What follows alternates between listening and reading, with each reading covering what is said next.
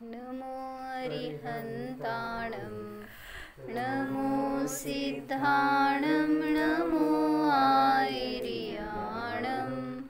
नमो वज्रायाणं नमो लुलुवे सौवसाहुणं पांचो मेरु असी जिनधाम सब प्रतिमा को करो प्रणाम महासुख होय देखे नाथ परम सुख होय।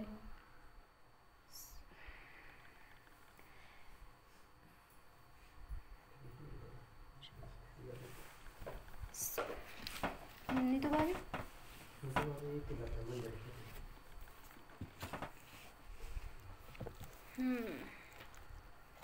काय चाललं होतं प्रकरण आपलं? 5 मेरू आहेत, तर त्या मेरूंवर अकृत्रिम चैत्यालय आहेत, तर त्या सगळ्यांना आपण आपल्या ज्ञानात घेऊन त्यांचं वंदन करतोय, त्यांना नमस्कार करतोय आणि त्यांच्यासारखा मी आहे अशी भावभासना करायची आहे। ते फोल्ड करून घे सगळं। तुम्हाला चटई घ्या की बसा। प्रीत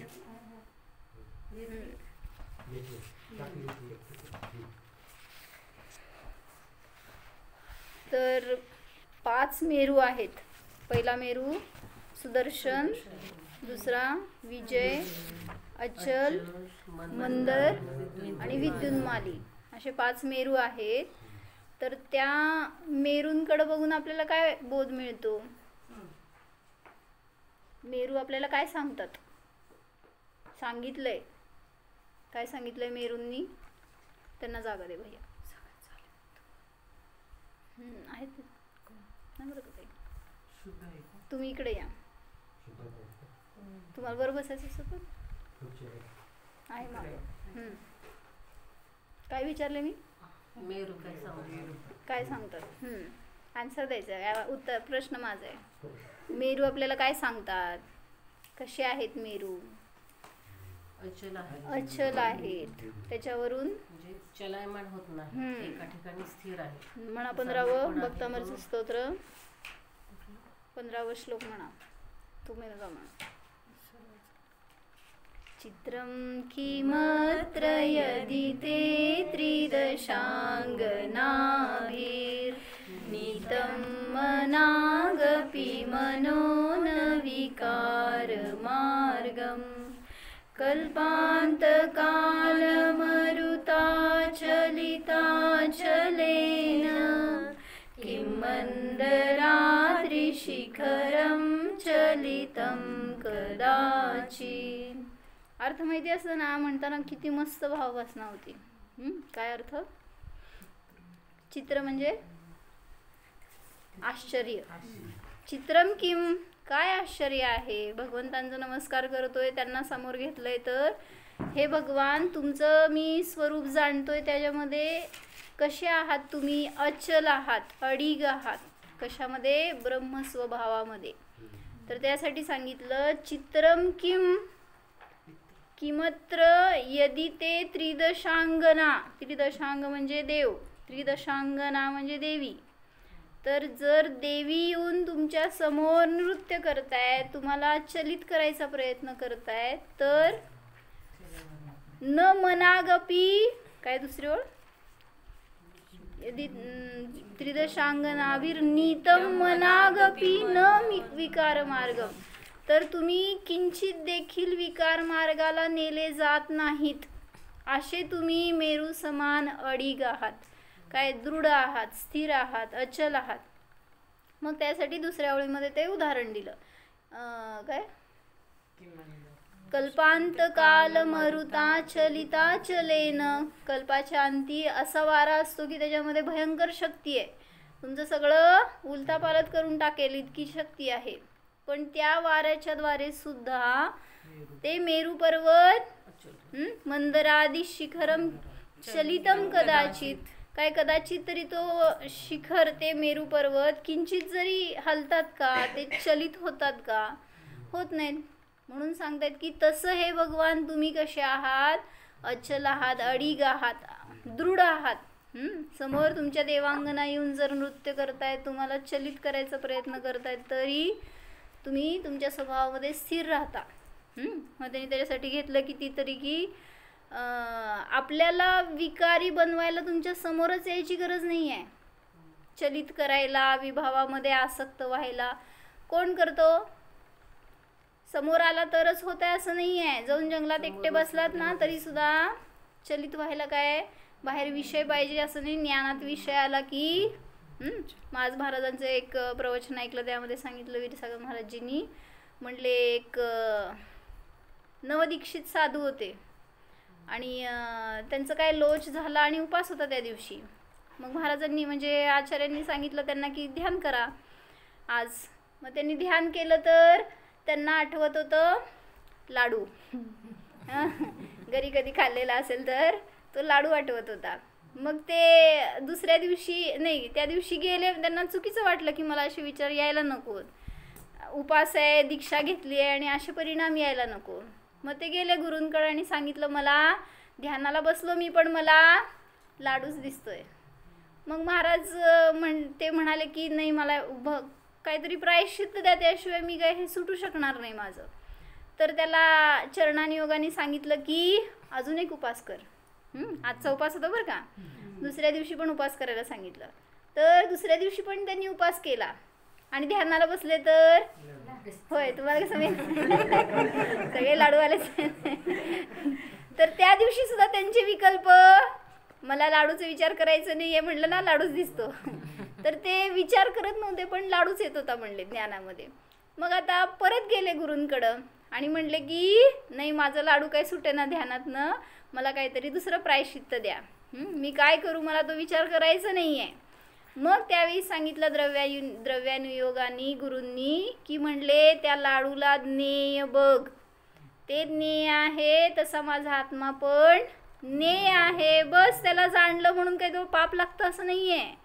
ज्ञानात तर विषय केवलींचे सगळे 3 लोकातले येतात म्हणून काय ते पापी झाले का? येऊ दे, त्याला ज्ञेय बघ आणि मी ज्ञानवाला आहे असं बघ आणि उपयोग बदल, तर आपल्याला सुद्धा ध्यान सोपं आहे. मग तसाच माझा आत्मा मला ज्ञेय बनवायचं आहे, ही कला आली तर तुला समजेल. मग तिसऱ्या दिवशी ध्यान झालं का हो? कोणाचं? म्हणजे असं परिवर्तन आपल्याला करायचं आहे, आपल्या उपयोगाला आपल्याला सांभाळायचं आहे, त्याच्याशिवाय पुरुषार्थ कसा होणार? असंच सांगितलं एका साधूंना त्यांच्या गृहस्थ दशेतल्या पुत्राची आठवण यायची. आठवण म्हणजे विचारात यायचं सारखं त्याचं, तो मुलगा त्याच्याशी असेल स्नेह खूप म्हणून तो सारखा मुलगा यायचा. काय विशाल भैया, कोण प्रिय मुलगा प्रिय होता, तो सारखं ज्ञानात यायचा. म्हणल्यावर त्यांनी पण जाऊन प्रायश्चित्त मागितलं किंवा मग त्याला गुरूंनी विचारलं की मुलगा कुठं आहे, गृहस्थ दशेतला मुलगा कुठं आहे? तर त्यांनी सांगितलं इथून माझं गाव किती आहे, किती सांगितलं असेल 100 फरलांग असं काहीतरी. म्हणजे जवळ झालं का ते, लांब झालं का? किती फरलांग म्हणजे जाऊ दे, 100 फूट लांब आहे असं काहीतरी त्यांनी सांगितलं. 100 किलोमीटर जाऊ दे. तर एवढं लांब आहे म्हणून गाव सांगितलं. तर गुरूंनी विचारलं तो मुलगा इतक्या दूर आहे तर तुझ्या ज्ञानात येतोय, तुझा आत्मा कुठे आहे? आणि तो काय येत नाही तुझ्या ज्ञानामध्ये? मग म्हणजे दूरच्या विषयाला समोर नसताना पण तू ज्ञानात घेऊ शकतो, मग स्वतःच्या आत्म्याला का नाही घेऊ शकत? किती सोपं आहे. म्हणजे जवळ असताना विषय आपण धनशिकाकी कोणाला घ्यायचं ध्यानात, हो ना? मग कोणाला घेतो आपण? येतो कोण? घ्यायचं असतं स्वतःला, पण तो विषय आपल्याकडे नसतो, दुसराच विषय आलेला असतो. म्हणून सांगतायत येऊ दे, संस्कारवश येणार ते ज्ञानामध्ये, पण ध्यान करायचं आहे तर त्याला तोडायला बसू नका. बस ते ज्ञेय आहे, मी न्यायक आहे असा उपयोग बदला तर स्थिरता येणार, ध्यान होणार, मी जाणणार आहे याची अनुभूती होणार आपल्याला. तर सांगतायत मेरू पर्वत, त्याच्यासाठी घेतलं मी, इथलं वाचते अर्थ. हे प्रभो, इसमें आश्चर्य की क्या बात है कि देवलोक की अप्सराओं द्वारा आपका मन, ह्याच्यासाठी सांगत होते मी, ती अप्सरा समोर येऊन नृत्य करतीये, तुम्हाला चलित करायचा प्रयत्न करतीये, तरी सुद्धा तुम्ही अडीग राहिलात. मग तिथं तर समोर येऊन ते हलवण्याचा काय म्हणतात भ्रष्ट करण्याचा प्रयत्न करतायत. पण ज्याची परिणतीच भ्रष्ट असेल त्याला समोर नसेल विषय तरी सुद्धा तो सहज चलित होतो. जसं कुठं गेला उपयोग लाडूमध्ये, कुत्रामध्ये, आपला कुठं गेला गोष्टीमध्ये. बरोबर, कोणाचा कुठं तर कोणाचा कुठं. तो देवलोक की अप्सराओं द्वारा आपका मन विकार भावों की ओर जरा भी नहीं खींचा जा सका, क्योंकि पहाड़ों को चलायमान कर देने वाली प्रलय काल की प्रबल वायु द्वारा क्या पर्वत की चोटी कभी चलायमान की जा सकती है? कदापि नहीं. म्हणून आद्री म्हणजे शिखर, हे पर्वत. मंदर आद्री घेतलं ना की मंदर आद्री, मग आद्री म्हणजे पर्वत आणि त्याचं शिखर. मंदर आदी पर्वतांच्या शिखराला कोण चलायमान करू शकतं? करू शकत नाही. म्हणजे कितीही शक्ती असू दे त्या वाऱ्यामध्ये तरी सुद्धा ते चलित होत नाहीत. तसं थोडी आहे ना आपल्याला पण स्थिरता, त्याच्या बळावर आपण लावला उपयोग तर शक्ती वाढवायला पाहिजे. त्याच्याशिवाय नाही होत ध्यान म्हणून सोडलं तर कधी होणार आहे? कधी होणार आहे प्रज्वल? केलं तर होणार आहे, नाहीतर कधी होणार आहे? नाहीतर तर चलित आहेतच आपण. आता सांग बघू, दिसले का त्या दुकानात काय काय चीज आहेत? कुठं काय ठेवलंय? मग ते ज्ञानात आलंय म्हटल्यावर हा का नाही आहे ज्ञानात आपल्याला आपला विषय? मग एकदा बनवा विषय आणि त्याच्यामध्ये ठेवा ना उपयोग जरासं स्थिर, तर ध्येय शक्य आहे. बरं असू दे ना. म्हणूनच की लाडू पण मूर्तिकच होता की, तो पुत्र पण मूर्तिकच होता. मग त्याला जसं ज्ञेय बनवायला सांगितलं आचार्यांनी, तसंच आत्म्याला पण ज्ञेय आहे. वस्तू अगोदर ज्ञानामध्ये पकडीत यायला पाहिजे ना, त्याशिवाय कोणाच्या बाजूने बोलायला ते सांगा, तिकडच्या का माझ्या?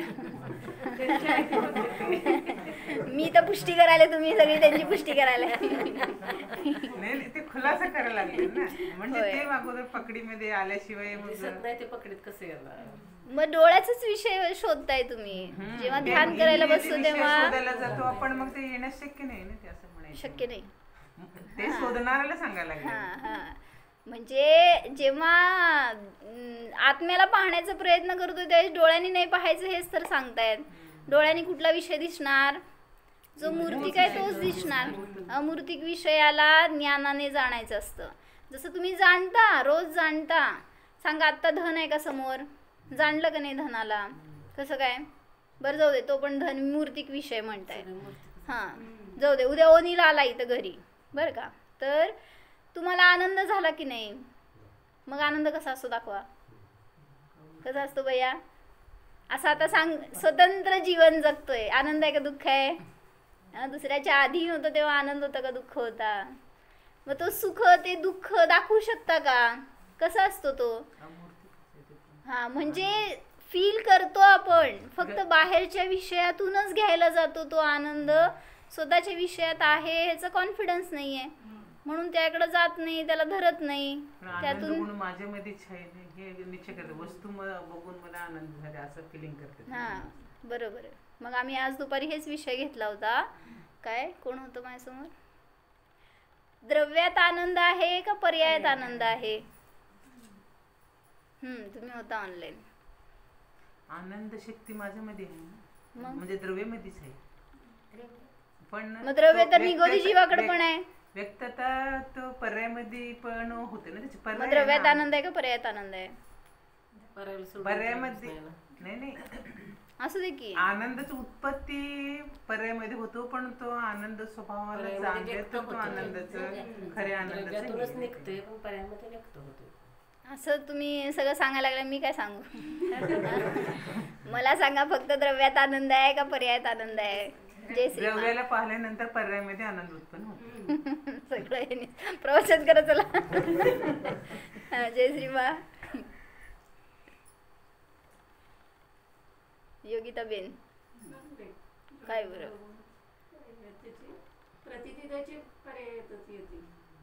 द्रव्यात आहे का पर्यायात? कशातच नाही आला. हो, आनंद स्वभाव आहे ना आपला.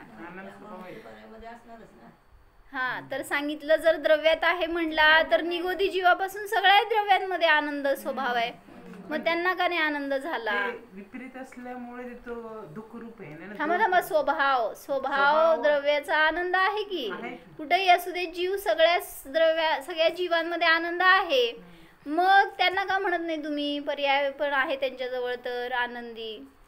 तर नाही आहे. म्हणजे द्रव्यामध्ये आनंद स्वभाव आहे, पण पर्यायाने जेव्हा त्या द्रव्याला विषय केला तेव्हा त्या द्रव्यामध्ये स्वाद आला. बरोबर आहे. आता तुम्ही म्हटलं पर्यायात आनंद आहे, तर घ्या ती पर्यायात ज्ञानामध्ये आणि त्याला विषय करून काढा बघू आनंद. मग पर्यायात आनंद आहे का? हा, म्हणजे शुद्ध पर्याय असली तरी सुद्धा ती आनंद देण्यामध्ये समर्थ नाही. मग स्वभावातच आनंद आहे, पण जी पर्याय त्या स्वभावाला विषय करेल त्याच पर्यायात तो स्वाद येणार. काय कळलं? लय काय तर मनाविरुद्ध झालं तर दुःख पण होतं, तशी व्यक्तता पर्यायात होतीच की भक्ती. मग पर्यायात आनंद आहे की नाही? हा, म्हणजे ज्या पर्यायाने आत्म्याला विषय केलं त्या पर्यायात आनंद आहे, पण दुसऱ्या ध्यानाला बसल्यावर तुम्ही पुन्हा त्या पर्यायाला धरायचा प्रयत्न केला तर आनंद मिळणार नाही. म्हणून पर्यायामध्ये आनंद नाही. काय समजलं सांगा? समजलं? प्रज्वल सांगाय समजलं? तत्व आहे हे, बेस आहे हे, उलट हेच कळायला पाहिजे. सांगा नीतू भाभी, काय कळलं?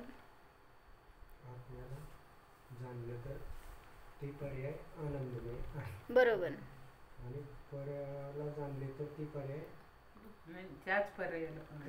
म्हणजे मी ध्यान केलं आता बरं का, तर मला खूप आनंद आला, मला आत्म्याचा अनुभव झाला आणि हा मी अतिंद्रिय सुखी आहे, मी फील केलं. बरोबर, मला या पर्यायामध्ये आनंद मिळाला.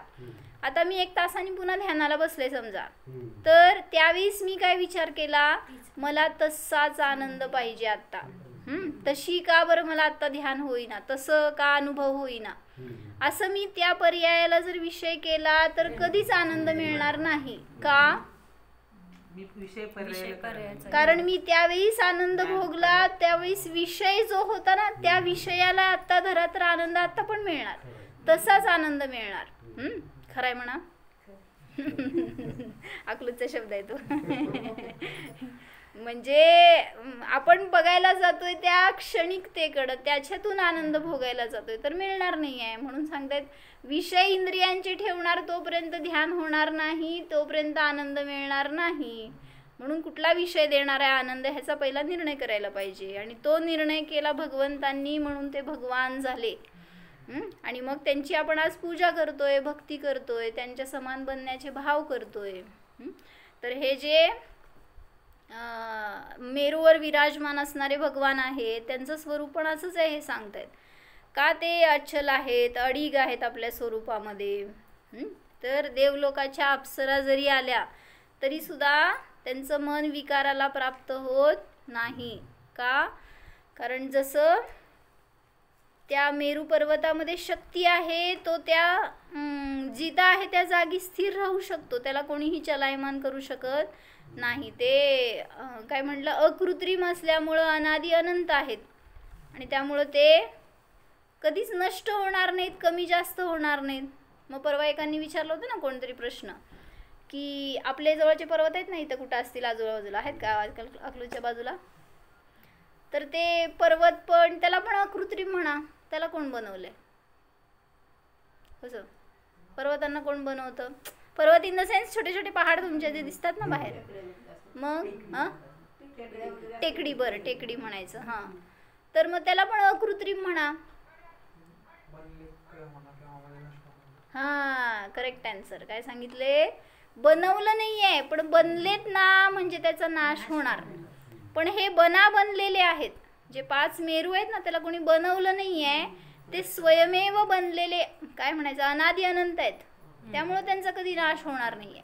पण तुम्हाला आत्ता दिसते की त्याच्यात कमी जास्त उंची झाली आहे, मागच्या वेळी तर नव्हतं, आता हे जसं त्यातले काही परमाणू गेले बी असतील, पुन्हा आले बी असतील ना.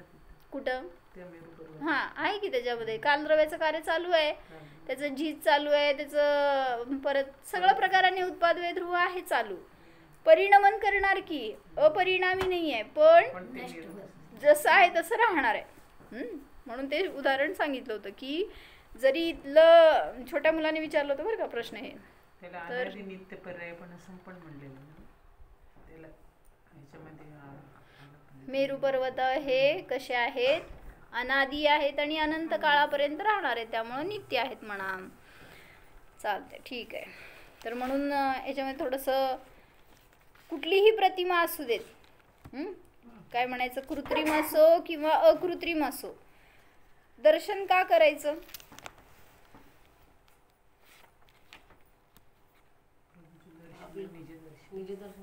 बरं, दर्शन का करायचं? सगळेजण करत होते, ते लहान असताना डोकं दाबून दाबून टेकवत होते म्हणून जायचं आणि करायचं. कसं आपल्या आत्म्याची आपल्याला त्यांच्याकडे पाहून आपल्या स्वभावाची प्रतीती होते. बरं, शास्त्रातलं नका सांगू बरं का मला, तुमचं सांगा, तुम्ही का दर्शन करता ते. शास्त्रातलं मी सांगते सगळं तुम्हाला, तुम्ही का करता ते पाहिजे. मूर्तीकडे बघितलं की आनंद पण निर्माण होतो. एवढी शांत मुद्रा. बरोबर. जरा ते फेरी मारता ना, म्हणून मी दरवेळी सांगते, फेरी मारताना सावकाश मारा, एकच मारा चालतंय, पण एक टक लावून बघा ना त्यांच्याकडं, ते की एवढे सुंदर भावग्रहण होतात ना त्याच्यातून. म्हणजे उद्या फेरी मारा, एकदा परत मारला असाल तर तुम्ही पण तरी अजून एकदा मारा, नाहीतर आता जाऊन परत एकदा मारा. तर त्याच्यामध्ये डोळे बघा भगवंतांचे, इतकी स्थिर ना मुद्रा ती, आणि एवढं छान उपदेश मिळतो ना त्यातून आपल्याला. तुम्ही या जावा, मी माझं अनुभवामध्ये स्थिर आहे. तुम्ही गोंधळ करा, दर्शन करा, नाही करा, विनय करा, अविनय करा, मी तर माझा आनंद भोगतोय. एवढं छान भावग्रहण होतं त्यातून. मग अशी स्थिरता मला का नाही होत, मला तसा आनंद का नाही प्राप्त होत? मी एवढा आनंद भोगतोय हे दाखवत आहेत भगवान आपल्याला. अशी स्थिर, असं स्थिर स्वभाव आहे त्याला बघा, तर तुम्हाला पण आनंद होणार. हे घ्यायचं त्या प्रतिमेतून जेव्हा दर्शन करतोय त्यावेळेस. म्हणून बाकीचं काय करा नाही करा, पण स्थिरतेने दर्शन करा, त्याच्यातून आपल्याला पण स्थिर स्वभावाचं दर्शन होतं. तर इथे दिलंय त्यांनी की देवदर्शनाची आवश्यकता आणि महत्त्व काय आहे. देवदर्शन के से अभिप्राय भक्तिभाव सहित देवदर्शन है. नुसतं दर्शन म्हणजे डोळ्यांनी पाहायचं आहे असं नाही आहे, त्याच्या मागं भक्तिपूर्वक दर्शन हेच म्हटलं देवदर्शन. लिहा काय म्हटले, भक्तिपूर्वक हेच देवदर्शन. म्हणजे आपल्या मागं भक्ती शब्द राहिलेला नसतो, भाव राहिलेला नसतो, नुसतं आपण काय करतोय, दर्शन करतोय. तर काय सांगतायत, देवदर्शनाचा अभिप्राय भक्तिभाव सहित वंदना करणे. हम जैसी वस्तु देखते हैं वैसे ही हमारे भाव बनते हैं. यदि हम अश्लील चित्र देखते हैं तो हमारे मन में राग भाव जागेंगे.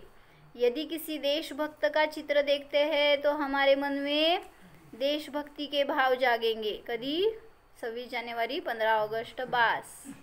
इतर वेळेस देश आणि काय आणि भक्ती काय सगळं विसरलेलं असतं.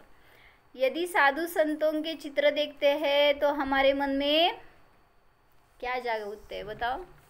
चित्र कशाला, साक्षात समोर साधू संत बघतोय तर आपल्यात काय भाव जागृत होतात, हां, त्यांच्याप्रमाणे संयम, त्याग ह्याचे भाव जागृत होतात सहजतेने. इसी प्रकार जिनेंद्र देव के निर्मल गुणों को मन में जगाने हेतु जिनेंद्र देव की वीतराग प्रतिमा के दर्शन करने से वैराग्य भाव जागते हैं.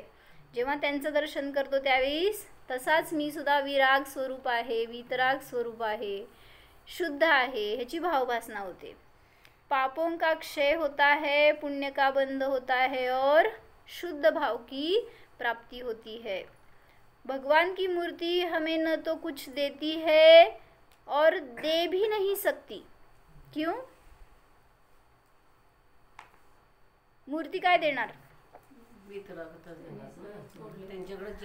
तुम्ही काय मागताय, आपण संसारात देवा मला पास कर. देव काय म्हणते भैया, गाढवा पहिला अभ्यास कर. म्हणजे काय काय मागतोय, ज्याला जे पाहिजे ते जाऊन मागतोय तिथं. म्हणजे वितरागता राहिली धाब्यावर, रागच बघतोय सगळं आपण तिथं जाऊन. देणारे भगवान म्हणला तर देव पण कळला नाही. जो देतो तो देव नसतो आणि जो मागतो तो भक्त नसतो.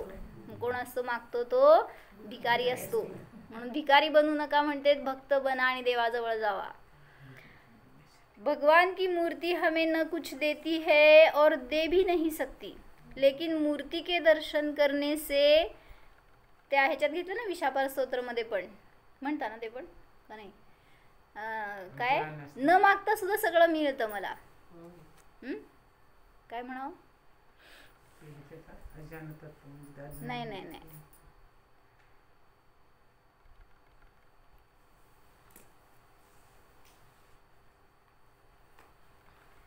इत्थं यथा तव विभूतिरभुजिनेन्द्र. भक्तामर आहे काय? मग चुकलं, थांबा ते नाही. विशापार आहे का याच्यात? नाही आहे. इति स्तुतिं देव विधाय दैन्यात् वरं न याचे त्वमुपेक्षकोऽसि. यथा प्रकाश स्थितमन्धकार स्थायीक्षते सो न तथा तमस्तम. नाही, दुसरंच म्हणले मी. त्याच्यात असं उदाहरण दिलंय की नाही, छाया तरुण संश्रयतो यत स्यात् कच्छायया याचितयात्मलाभे. म्हणजे झाडाच्या खाली जाऊन उभारलेला मनुष्य त्या झाडाला असं म्हणत नाही मला छाया दे, मला छाया पाहिजे. तू तिथं गेलाय तर छाया मिळणारच. हा, निश्चिंत राहा, काय तुला काळजी करायची गरज नाही आहे. तसं हे भगवान इति स्तुतिम देव विधाय दैन्यात, असं एक विरोधी अलंकारातून स्तुती आहे त्याच्यामध्ये. तुम्ही काय देणार म्हणून मी आलो नाही तुमच्याजवळ बरं का, असं एक कवी म्हणतायत जाऊन त्यांना, भगवंतांना. पण तुम्ही देणार मला माहीतच आहे. उलटच, म्हणजे तुम्ही द्यावं म्हणून मी स्तुती करत नाही आहे, दीनतेने स्तुती करत नाही आहे. इति स्तुतिम देव विधाय दैन्यात वरम न याचे, मी वर मागायला आलो नाही आहे तुमच्याजवळ. त्वमुपेक्षकोसी, तुम्ही उपेक्षक आहेत मला माहिती आहे. मी तुमच्याजवळ आलोय तर नाहून निघणारच. म्हणून त्यांनी सांगितलं ना, भगवान की मूर्ती कुछ देती नहीं है पण सगळं देती. पण ते मिळवण्याची काय पात्रता आपली पाहिजे, ते घेण्याची पात्रता आपली पाहिजे. द्यायला तर सगळं बसलेत ते. तर मिळालं का श्लोक? 38, 37, 38 काय तर आहे, 40 पैकी 38वा असेल. हां, अर्थ आहे का? इति स्तुतिं देव विधाय दैन्यात वरम न याचे त्वमुपेक्षकोसी. पुढं छाया तरुण संश्रयतो यत स्यात् स्वतः स्यात् कच्छायया याचितयात्मलाभे. म्हणजे जो तिथं जातो त्याला सहजतेने तो आत्मलाभ होतो, तो तिथं मागावं लागत नाही. असं सांगितलं. भगवंतांच्या जवळ जावा ना भक्तीने, पेटून जावा असं म्हणतात माताजी. तर भक्तीने जो निघतो ना पेटून, तर त्याला नियमाने त्या फळाची प्राप्ती होतेच. मूर्ति के दर्शन करने से आत्मा के परिणामों में शुद्धता आती है. ज्ञानी जन भगवान को प्रसन्न करने अथवा लौकिक लाभ की दृष्टि से भगवान की आराधना नहीं करते, पर भाव शुद्ध होने से उन्हें पुण्यबंध अवश्य होता है और पुण्योदय के निमित्त से सांसारिक भोग सामग्री भी उन्हें प्राप्त होती है. तुम्ही दुकानात बसता, भाव काय असते तो? तिथं बसलात तरी भाव हे करा की मला भरपूर धर्म आराधना करायची आहे, मला हा वेळ सुद्धा स्वाध्याय ध्यानाला द्यायचं आहे. बघा की गिरायक काय रांग लागेल तुमच्या दुकानात, प्रज्वल. म्हणजे भाव कुठं जोडतो त्याच्या अनुसार पुण्याचं बंद आहे. आणि तुम्ही मंदिरात बसून पण गिरायकाला असेल लवकर जायचं आहे, दुकान उघडायचं आहे, इथं पण पाप बंद चालूच आहे. म्हणजे देवदर्शन करतोय तरी पापाचा आश्रव, आणि तिथं दुकानात बसलो तरी पण पुण्याचा आश्रव. परिणाम कुठं जोडतो तशी विशुद्धी आहे. म्हणून सांगतायत काय, लौकिक लाभाच्या दृष्टीने ज्ञानी भगवंतांची आराधना करत नाही, पर भाव शुद्ध होने से पुण्यबंध अवश्य होता है और पुण्योदय के निमित्त से भोग सामग्री प्राप्त होती है. जैसे कि अन्न उत्पन्न करने हेतु किसान परिश्रम करता है और उसे अन्न के साथ, अन्न म्हणजे धान्य, उसके साथ भूसा भी प्राप्त हो जाता है. भूशासाठी केला का तुम्ही खेती? मग भुसा काढायचा नव्हता, का काढला? येतो. तसं सांगताय तिथं की इसी प्रकार जिनेन्द्र देव की आराधना का मुख्य उद्देश्य परमात्मा के गुणों की आत्मस्वरूप की प्राप्ति करना है, मगर सांसारिक राग भाव घटने से शुभ कार्यों का बंध बिन चाहे स्वयमेव हो जाता है. काय कळलं? तुम्हाला करायचं काय आहे? शुद्धोपयोग करायचा आहे किंवा भगवंतांची भक्ती करायची आहे म्हणा. त्याच्या निमित्तात होणार काय? पुण्याचा आश्रव बंद होतो. मग भलेही तुम्ही सांसारिक गोष्टी करताय तरी सुद्धा ज्ञानाने जिथं जोडले जातो त्याच्या अनुसार आपल्याला बिन चाहे स्वयमेव सब सामग्री की प्राप्ति हो जाती है असं सांगतात. सांसारिक राग भाव घटने से शुभ कार्यों का बंध बिन चाहे स्वयमेव हो जाता है. सुख के साधन स्वयमेव मिल जाते हैं. काय काय पाहिजे नितू भाभी? काय काय पाहिजे आपल्याला? तरी पण प्राप्त होते हे सांगतायत. जसं म्हणलं ना, मुनिराज ध्यानाला बसलेत, मुनींना इच्छा आहे का? पण येऊन देव त्यांच्या समोर रत्नांचा ढीग उभा करतो, चढवतो, चक्रवर्ती येतो आणि हिरे माणिक मोती चढवतो. मुनींना काय इच्छा? मग का समोर त्यांच्या ते त्यांच्या मालकीचं असतं बरं का, ते चढवलं म्हणलं त्यांचंच. मग घ्यायचं. एवढं अनमोल दिलंय म्हणल्यावर काय मागितलं होतं का? मग का दिलं? ह्याला म्हणतात पुण्य की सजा, ह्याला म्हणतात भुस्सा. धान्यासाठी केलंय आपण शेती, पण भुस्सा मिळणारच. असंच आहे, शुद्धोपयोगाची शेती करा तर शुभ सामग्री सगळ्या काय इष्ट सामग्रींची प्राप्ती होणारच. त्याला त्याचे भाव नाही आहेत पण तरी सुद्धा मिळते सामग्री तशी. पर ज्ञानी जनों की दृष्टि में इस सुख का कोई महत्व नहीं है. दर्शन पूजन का सच्चा लाभ तो मन का निर्मल हो जाना और विषय कषायों से बचना है. जेवढं तुम्ही शुभात राहणार आहे, स्वाध्याय पूजन भक्ती हे सगळं कशासाठी आहे? अशुभ विषय कषाय वंचनार्थम म्हटलं ना. षटक्रिया कुठल्या कुठल्या? देवपूजा, स्वाध्याय, संयम, तप, दान. तर ह्या षटक्रिया आहेत, तर त्या सगळ्यांचा उद्देश हाच आहे. काय? अशुभ विषय कषायामध्ये न जाओ उपयोग. तुम्ही शुद्धामध्ये जास्त काळ नाही राहू शकत म्हणल्यावर ह्यांचं अवलंबन घ्यावं लागतं. पण त्याला पण हे आहे याच दृष्टीने ग्रहण करा तर सुटणार. नाहीतर मी एवढे उपास केले, एवढं माझी शक्ती आहे, किंवा मी किती चांगले उपास करतो, कशामध्ये अडकला? पूजन किती छान करतो, किती लय म्हणजे अडकला कशा? तो सगळ्या शब्दामध्ये आणि त्या द्रव्य पूजेतच, द्रव्य भक्तीतच अडकलो. भावच नाही प्रगट झाले त्यातून.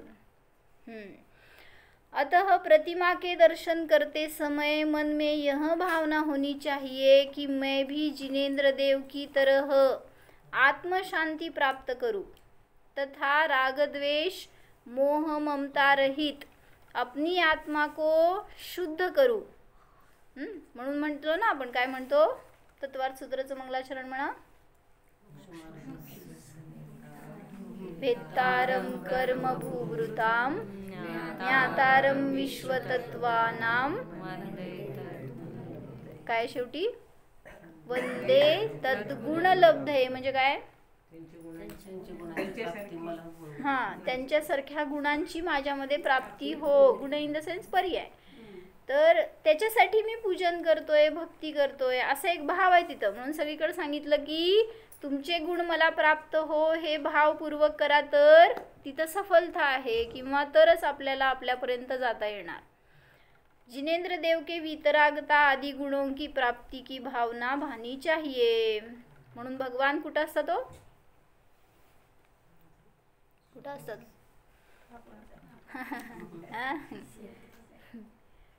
देह देवल में रहे पर देह से जो भिन्न है. पुढं काय है? राग जिसमें किंतु जो उस राग से भी भिन्न है. या देह देवालयात आहे पण तरी सुद्धा देहापासून भिन्न आहे. असा तो आपला आत्माच देव आहे, भगवान आहे. तर मला मोबाईल दे, तुला काल मी ती गोष्ट पाठवलेली. आपण कुठं कुठं देव बघतो ह्याच्यासाठी त्याच्यामध्ये स्टोरी सांगितली आहे बरं का. म्हणजे तुम्हाला त्या प्रतिमेमध्ये देव दिसतात किंवा कोणाला आपल्या ज्ञानात दिसतात, तर त्या मुलाला देव पाहिजे होते म्हणून तो दुकानात गेला खरेदी करायला. असं गोष्ट दिली आहे बरं का. सांगतोय का गोष्ट. 8 साल का एक बच्चा 1 रुपए का सिक्का मुट्ठी में लेकर एक दुकान पर जाकर पूछने लगा, क्या आपकी दुकान में ईश्वर मिलेंगे? कितने रुपएला? दुकानदार ने यह बात सुनकर सिक्का नीचे फेंक दिया और बच्चे को निकाल दिया.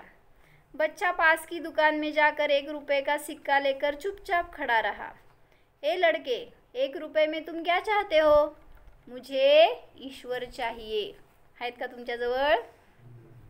आपकी दुकान में है क्या? दूसरे दुकानदार ने भी भगा दिया. लेकिन उस अबोध बालक ने हार नहीं मानी. छोटा मुलगा होता तो, त्याला ईश्वर पाहिजे होते. कधी वाटलं का तुम्हाला आपल्याला पाहिजेत म्हणून? घेऊन जा 1 रुपये सगळीकडे. तुम ईश्वर क्यों हाँ कुठे गेलं. लेकिन उस अबोध बालक ने हार नहीं मानी. एक दुकान से दूसरी दुकान, दूसरी से तीसरी, ऐसा करते करते कुल 40 दुकानों के चक्कर काटने के बाद इतके पेशेंस, एक बूढ़े दुकानदार के पास पहुंचा. उस बूढ़े दुकानदार ने पूछा, तुम ईश्वर को क्यों खरीदना चाहते हो? क्या करोगे ईश्वर लेकर? पहली बार एक दुकानदार के मुंह से यह प्रश्न सुनकर बच्चे के चेहरे पर आशा की किरणें लहराई. लगता है इसी दुकान पर मुझे ईश्वर मिलेंगे. आता ते पुढे जाईस ना. बच्चे ने बड़े उत्साह से उत्तर दिया, इस दुनिया में माँ के अलावा मेरा और कोई नहीं है. मेरी माँ दिन भर काम करके मेरे लिए खाना लाती है. मेरी माँ अब अस्पताल में है. अगर मेरी माँ मर गई तो मुझे कौन खिलाएगा? डॉक्टर ने कहा है अब सिर्फ ईश्वर ही तुम्हारी माँ को बचा सकता है. क्या आपकी दुकान में ईश्वर है? मिलेंगे? तर तो मनुष्य काय सांगतो? हाँ मिलेंगे. असे पण भेटावं लागते तुला. आहे का दुकानात ईश्वर? जाऊन यायला पाहिजे दोघांच्या दुकानात. भरपूर ईश्वर आहेत. आम्हाला भरपूर नको, आम्हाला एकच पाहिजे. कितने पैसे है तुम्हारे पास? असं त्या दुकानदाराने विचारलं. सिर्फ 1 रुपया. कोई दिक्कत नहीं, 1 रुपए में ही ईश्वर मिल सकते हैं क्या? दुकानदार बच्चे के हाथ से 1 रुपए लेकर उसने पाया कि 1 रुपए में 1 गिलास पानी के अलावा बेचने के लिए और कुछ भी नहीं है. इसलिए उस बच्चे को फिल्टर से 1 गिलास पानी भरकर दिया और कहा यह पानी पिलाने से ही तुम्हारी माँ ठीक हो जाएगी. अगले दिन कुछ मेडिकल स्पेशलिस्ट उस अस्पताल में गए. बच्चे की माँ का ऑपरेशन हुआ और बहुत जल्दी ही माँ स्वस्थ हो उठी. डिस्चार्ज के कागज़ पर अस्पताल का बिल देखकर उस महिला के होश उड़ गए. का? डॉक्टर ने उन्हें आश्वासन देकर कहा टेंशन की कोई बात नहीं है, एक वृद्ध सज्जन ने आपके सारे बिल चुका दिए हैं, साथ में एक चिट्ठी भी दी है. महिला चिट्ठी खोलकर पढ़ने लगी. उसमें लिखा था, मुझे धन्यवाद देने की कोई आवश्यकता नहीं है. आपको तो स्वयं ईश्वर ने ही बचाया है. मैं तो सिर्फ एक जरिया हूँ. यदि आप धन्यवाद देना ही चाहते हैं तो नाही, थांबा, अपने अबोध बच्चे को दीजिए. त्याच्यामुळं वाचलं ना. मग ईश्वर आला असता का तिथं वाचवायला? त्यांनी आणलं म्हणून आला ईश्वर. अबोध बच्चे को दीजिए जो सिर्फ 1 रुपए लेकर ना समझों की तरह ईश्वर को ढूंढने निकल पड़ा. किती दुकानं? 41. एक सोडला तुम्ही शेवटचं. 40 दुकानात मिळाला नाही, 41व्या दुकानात मिळाला ना ईश्वर. उसके मन में यह दृढ़ विश्वास था कि एकमात्र ईश्वर ही आपको बचा सकते हैं. विश्वास इसी को कहते हैं. तुम्हाला किती विश्वास आहे ओ देवावर? मला जर काय संकट आलं तर खरोखर देवच मला शरण आहेत, आश्रय आहे, तेच मला तारणार आहे. इतका अतूट विश्वास आहे का धनशी काकी? कोणावर आहे? सगळ्या डॉक्टरवर विश्वास आपला, पण देवावर विश्वास नाही, आपल्या आत्मदेवावर विश्वास नाही. विश्वास इसी को कहते हैं. ईश्वर को ढूंढने के लिए करोड़ों रुपए दान करने की जरूरत नहीं होती. यदि मन में अटूट विश्वास हो तो 1 रुपये में भी ईश्वर मिल सकते हैं. कितीला पाहिजे तुम्हाला?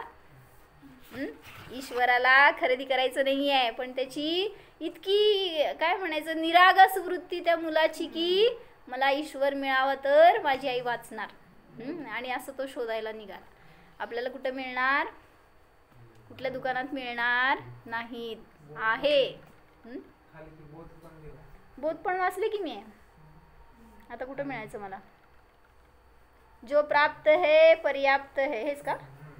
जिसका मन मस्त है उसके पास समस्त है. हे वाचू म्हणलं होय. बर, काय सांग बघू. हां, आणि त्याच्या खालचं सगळं मस्त आहे. जिसका मन मस्त है उसके पास समस्त है. मग असंच अजून एक वाक्य सांगितलं.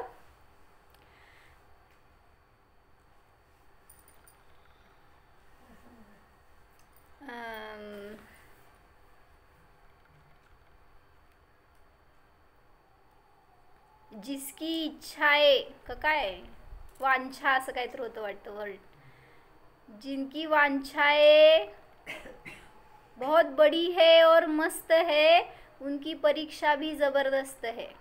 मला जितकं मोठं काहीतरी पाहिजे सामग्री, काहीतरी एम खूप मोठं पाहिजे ना, तर तेवढी मोठी परीक्षा पण द्यावी लागते. म्हणून सांगितलं आपल्याला काय पाहिजे? खूप मोठं आनंद पाहिजे जो आपल्यामध्ये आहे. त्यासाठी मोठं परीक्षा काय द्यायची? फक्त ध्यानाची आणि प्रामाण्याची. ती परीक्षा झाली तर आपल्याला प्रत्येक समयामध्ये आनंद भोगू शकतो, स्वाधीन भोगू शकतो. म्हणून एकदा निर्णय करा आणि स्वतःला जाणा, मी तर अनंत ज्ञानवाला जीव आहे, सुखवाला जीव आहे. ओम. जाणा.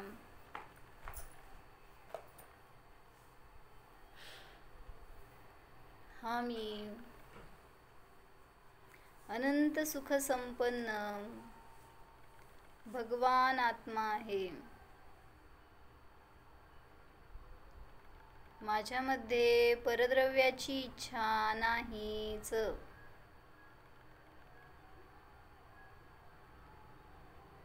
मी स्वयं परम ईश्वर स्वरूप आहे. स्वतःला पहा, बाहेर कोणीही ईश्वर नाहीच.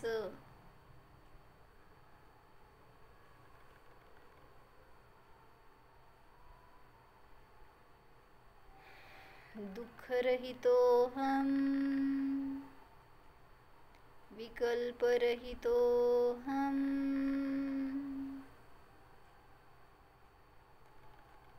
नित्य आनंद स्वरूपो हम, अकृत्रिम स्वरूपो हम. ओम.